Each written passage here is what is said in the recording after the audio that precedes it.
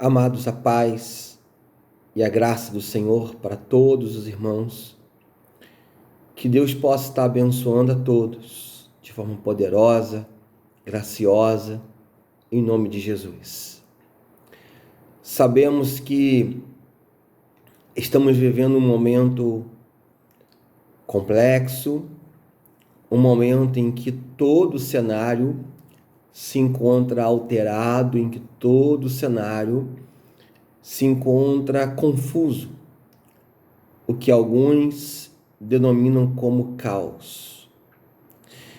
E a pergunta que fazemos agora é: qual é a decisão ou qual é a nossa reação em meio ao caos? Existem muitas pessoas que, em meio ao caos, que em meio às alterações da vida, aos transtornos, aos enfrentamentos da vida, perdem ou se perdem em suas emoções. Eles culpam uns aos outros, muitos perdem a esperança, outros culpam a Deus pelas situações que estão acontecendo, e são decisões e reações que não traz nenhum resultado, que não traz nenhuma solução, só demonstra fuga, só demonstra o quanto somos incapazes e impotentes para enfrentarmos algumas situações da vida. Há um texto em 2 Reis, no capítulo 4, que fala a respeito de uma mulher, de uma viúva, e eu gostaria de ler o texto com os irmãos, capítulo 4 de 2 Reis, a partir do versículo 1, o texto fala assim conosco. Certa mulher, das mulheres dos discípulos dos profetas, clamou a Eliseu dizendo: meu marido, teu servo, morreu. E tu sabes que ele temia ao Senhor. É chegado o credor para levar os meus 2 filhos para lhe serem escravos.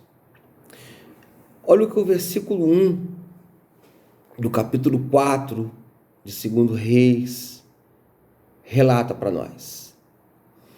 Essa mulher, ela já havia perdido seu esposo, e o texto aqui relata algo complexo, algo problemático, algo em que essa mulher está passando por alguns apuros, por algumas complicações.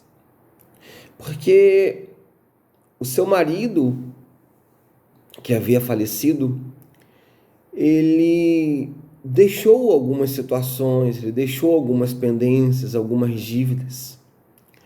Agora essa mulher, ela sofre com a perda do marido, e ela agora precisa administrar essa situação que foi deixada, e os credores agora batem à sua porta, e os credores querem levar os seus filhos para o pagamento dessa dívida. E essa mulher, ela olha para si, e além de sofrer agora a dor da perda do seu esposo, ela está sofrendo agora a situação iminente de seus filhos serem levados como escravos. Nesse tempo, havia essa possibilidade dos filhos serem levados para pagamento da dívida da família, para pagamento da dívida, daquele que estava devendo. E essa mulher agora, ela se vê em meio a um caos, ela se vê em apuros, ela se vê em uma situação difícil, porque agora ela ficaria sozinha. O esposo, como falamos, já havia falecido, seus filhos seriam levados como escravos, e essa mulher agora, ela não teria ninguém por ela não teria ninguém por si, e ela ficaria sozinha na vida. E isso altera. Isso era uma situação que certamente estava alterando essa mulher de forma integral, alterando essa mulher, em que ela certamente estava com os seus sentimentos, com as suas emoções, totalmente tomadas pela angústia, pelo sofrimento, pela dor, pela insegurança. Mas essa mulher, ela traz aqui no versículo 1 uma realidade muito interessante para nós. Eu vou ler novamente. O texto fala assim: meu marido, teu servo, morreu, e tu sabes que ele temia ao Senhor. Essa mulher, em uma conversa com o profeta Eliseu, um homem escolhido por Deus como profeta, um homem que era referência naqueles dias para clamar ao Senhor, para levar aquela situação ao Senhor em oração. Essa mulher, ela vai até Eliseu, ela conversa com Eliseu, ela traz a situação a Eliseu, e nós podemos ver que ela fundamenta aquela situação de caos, aquela situação de insegurança e de dor em uma realidade. A realidade de que a sua casa, de que em sua casa havia o temor do Senhor, de que em sua casa havia ali a presença de Deus, havia o temor a Deus. E essa mulher traz esse fato, essa realidade, falando: olha, ele é morto. Algumas situações estão acontecendo, mas você sabe, Eliseu, que ele temia ao Senhor. E o que eu quero pensar nesse momento é que nesses dias que estamos vivendo, de tanta dor, insegurança, angústia, um contexto complexo, um contexto muito complicado, nós podemos fundamentar toda a nossa vida na aliança que temos com Deus.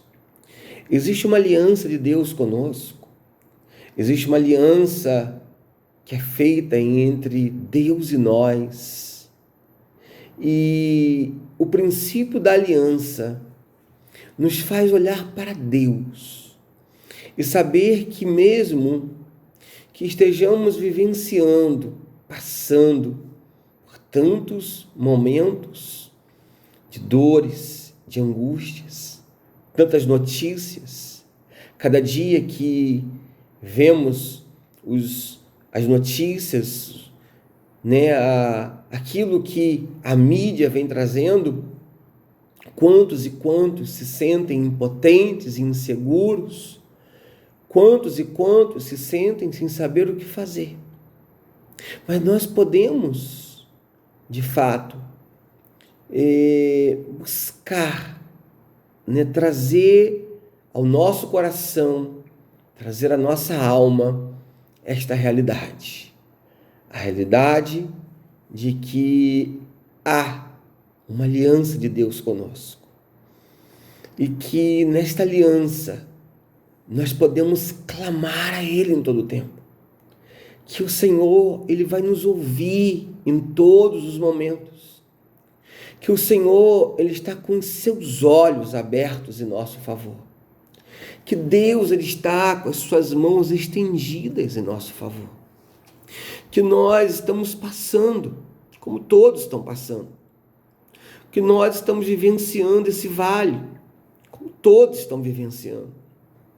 Mas existe em nós essa certeza de que Deus tem uma aliança conosco, de que nós temos uma aliança com Deus e de que nada vai acontecer em nossas vidas se não for pela permissão de Deus, se não for pela vontade de Deus, se não for pelo propósito de Deus.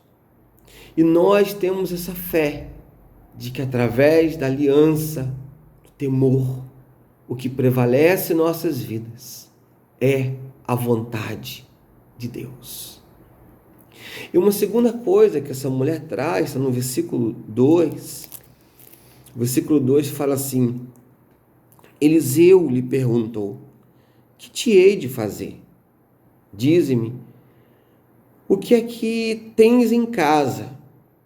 E ela respondeu: tua serva não tem nada em casa, senão uma botija de azeite. Uma segunda coisa que eu quero pensar com você aqui é a dependência dela. O profeta leva essa mulher a refletir, a pensar no que ela tinha, no que de fato ela tinha como segurança humana, como segurança talvez patrimonial. E ela olha para a sua situação e fala: não tenho nada, não existe nada, a não ser uma botija de azeite, que ela iria usar e que certamente após o uso, ela já contaria com uma dificuldade muito grande e que ela não teria certeza se ela teria algo a mais, se ela iria conseguir algo a mais quando ela fizesse uso daquele pouco que ela tinha, uma botija de azeite. E isso nos revela a dependência de Deus. Nós podemos depender totalmente de Deus. Às vezes, podemos olhar para a nossa vida nesse momento e pensar, e refletir e falar: não há nada. Não há mais esperança, não há mais alegria. Às vezes você pode olhar para a sua casa e ver, por exemplo, sua família na iminência de passar necessidade devido a toda essa situação econômica pela qual o nosso país passa, e você pensar o que vai ser o amanhã, o que vai ser daqui a uma semana, um mês, o que será? Quando isso mudará? Como isso mudará? E não há respostas. Mas, a partir do versículo 2 do texto que nós estamos vendo, nós podemos ver o quanto nós podemos depender de Deus. Porque quando dependemos de Deus, não somos frustrados, não somos decepcionados. Deus, Ele conhece nossas necessidades. Deus, Ele conhece tudo aquilo que precisamos. Deus, Ele conhece toda a nossa história, toda a nossa vida. Deus, Ele conhece aquilo que está no mais profundo da nossa alma, do nosso coração. Ele sabe a angústia que estamos vivenciando. Ele sabe a angústia que muitos pais de família, que muitas mães estão vivenciando. Ele sabe da angústia, Ele conhece a angústia. Ele sabe das nossas dores. E nós podemos depender dEle. Porque nós não sabemos da nossa vida. Mas nós temos um Deus que sabe de toda a nossa história. De um Deus que conhece o nosso assentar e o nosso levantar. De um Deus que sonda todos os nossos caminhos. De um Deus que jamais perderá nada em relação ao controle que Ele tem da nossa vida. Uma terceira coisa que eu quero pensar com você no texto é a respeito da fé e da obediência. No primeiro versículo, nós vimos a respeito da aliança, do temor, que essa mulher fundamenta, ela traz o fundamento da sua história, da sua vida, do caos que ela está vivenciando, nesse princípio da aliança, do temor. O segundo versículo nós podemos ver a respeito da dependência, né? Quando ela fala, não tenho nada. Naquele momento ela estava expressando para o profeta o quanto de fato ela necessitava, ela dependia de Deus, de uma ação de Deus. E agora, no terceiro versículo, o texto fala assim: então disse Eliseu, né?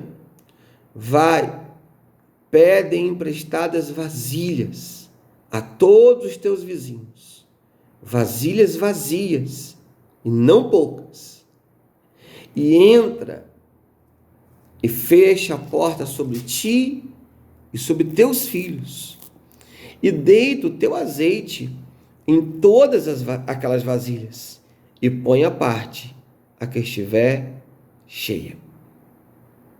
É interessante que essa mulher, ela poderia nesse momento falar o seguinte: profeta Eliseu, eu preciso de uma resposta rápida. Eu preciso de uma resposta agora, urgente. Ore a Deus e que haja um milagre urgente. Mas nós podemos ver aqui nesse terceiro versículo que a partir da ordem de Eliseu, essa mulher, ela vivencia, ela experimenta a fé e a obediência. Porque ela poderia simplesmente falar: não vou fazer, nada vai acontecer, meus filhos vão ser levados, minha vida acabou. O caos que ela estava vivenciando, a situação que ela estava vivendo, poderia gerar no coração dela uma falta de esperança total. Poderia gerar no coração dela uma falta de expectativa, uma falta de realmente de que algo novo pudesse acontecer. Mas ela obedece à voz do profeta. Ela obedece à direção. Ela ouve aquilo que o profeta estava falando. Vai, pegue vasilhas, não poucas. Entre, fecha a porta sobre ti e teus filhos. E essa mulher faz isso. Porque no versículo 5 o texto fala assim: partiu, pois, dele e fechou a porta sobre si e sobre seus filhos. E estes lhe chegavam as vasilhas, e elas enchiam. Cheias as vasilhas, disse ela a um dos filhos: chega-me aqui mais uma vasilha. Mas ele respondeu: não há mais vasilha nenhuma. E o azeite parou. Agora, aqueles que estavam na iminência, na certeza de que seria o fim, de que tudo acabaria, os filhos seriam levados como vimos, ela agora viveria sua vida só, abandonada, viveria sua vida em uma sociedade individualista, egoísta, em uma sociedade preconceituosa. Ela agora, estes que agora tinham a certeza de que era o fim. A partir do momento em que eles tomam essa decisão, de que ela toma essa decisão, a decisão de ver que Deus é o Deus que a ouve, a decisão de crer que ela poderia depender de Deus, a decisão de fé e obediência em meio a tantas coisas, porque é muito fácil termos fé, falarmos de fé, quando tudo está bem, quando tudo está dando certo para nós, é muito fácil, mas falar de fé, viver a fé, tomar decisões pela fé, quando tudo está ao contrário, é difícil, é muito difícil. Ela toma essa decisão e ela então agora e seus filhos vivenciam o milagre, vivenciam a ação de Deus, experimentam o cuidado de Deus.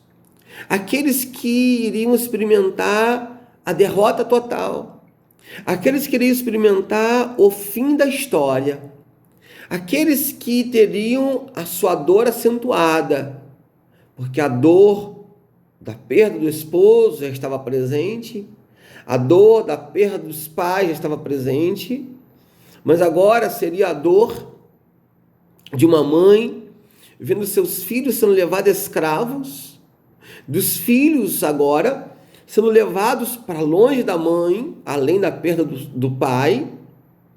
Agora estes que iriam ter a sua dor acentuada, avivada, mas uma marca negativa, agora são os mesmos que experimentam o milagre de Deus, que experimentam o agir de Deus, que experimentam a glória de Deus, que experimentam Deus agir. As vasilhas foram cheias, todas as vasilhas que eles pegaram foram cheias, cheias e cheias de azeite, cheias de azeite.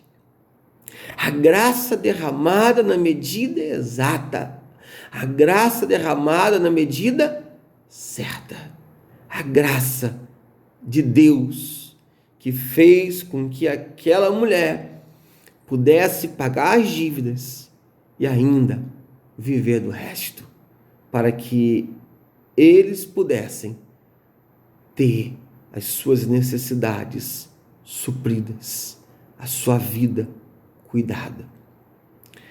Sabe, amados,